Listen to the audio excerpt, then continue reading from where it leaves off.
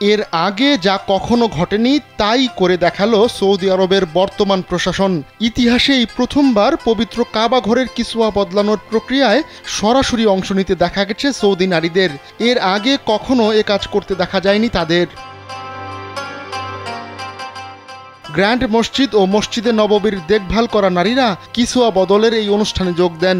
ঐতিহ্যগতভাবে শুধুমাত্র পুরুষরাই এতদিন পর্যন্ত কাবার কিসওয়া বদলেছেন, তবে প্রাথমিক পর্যায়ে কিছু সংখ্যক নারী কর্মী সক্রিয়ভাবে কিসওয়ার সঙ্গে সম্পৃক্ত থাকত, কিন্তু কখনো কিসওয়া বদলে সঙ্গী হয়নি তারা।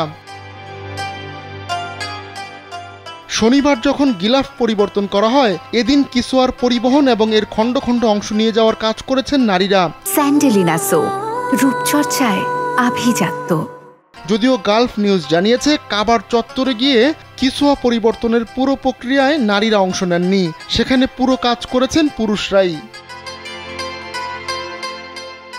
General authority for care of the two holy mosque কয়েকজন নারীর এমন নজিরবিহীন অংশগ্রহণের কথা নিশ্চিত করেছে।